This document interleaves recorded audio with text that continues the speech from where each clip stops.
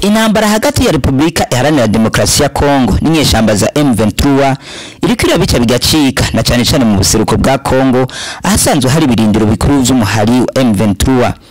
Indwi irarangiye akarere ka Bunagana gasanzwe kari ku mupaka wa Kongo na Uganda kari mu minwe y'inyeshamba za M23 inyuma y'uko igisirikare ca Kongo gikuriye meza. Leta ya Kongo yagiriza ko ibiriko bibera ku butaka bwayo ari Rwanda rubiri nyuma. Perezida wa Kongo Felix Antoine Tshisekedi avuga atajya umunwa ko igihugu cy'u Rwanda arico gihibigwanisho umuhari wa M23 mbere kikifatanya nawo. Leta y'u Rwanda ikamirira kure ayo majambo ahubwo ikavuga ko ari gushaka kuzana urwanko no gucafuza u Rwanda.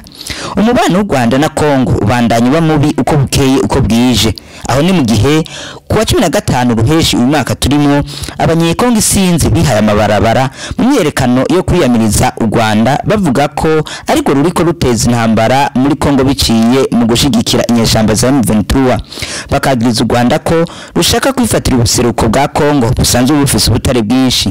Amatungo menshi y'abanyarwanda ari muri Kongo akaba yasahuwe muri iyo myiyerekano. Mu mpera z'indwi turangije umusirikare wa Kongo yarishwe arashwe n'abajeje umutekano w'u Rwanda yicirwa ku butaka bw'u Rwanda nyene aho yari yambutse umupaka ivyo bihugu vyo mibihana nkuko bishikirizwa n'u Rwanda. U Rwanda rugasigura ko uwo musirikare yishwe mu gihe yariko arasaba abajeje umutekano nabo bakamwivuna. Ariko ku rundi ruhande bamwe mu banyekongo bavuga ko u Rwanda ariko rwanyuguje uwo musirikare maze rukamwicira ku butaka bwarwo.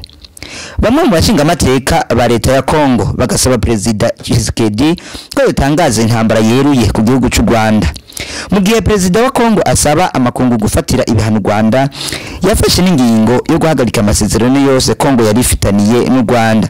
Turangiza tubamenyesha ko Perezida Uhuru Kenyatta asanzwe arongoye igihugu ca Kenya mbere akaba ari nawe ayoboye umuryango w'ibihugu vya Afrika y'ubuseruko asaba ko harungikwa inteko zidasanzwe ziva mu muryango wa Afrika y'ubuseruko mu maguru masha mu ntumbero yo gutuza imigwigwana. Uyu munsi kuwa 20 ruheshi uyu mwaka hakaba hagiye gukorana inama y'abakuru b'ibihugu mu muryango wa Afrika y'ubuseruko kugira ngo bigire hamwe ikibazo cy'umutekano muri Republika Iharanira Demokarasi ya Kongo.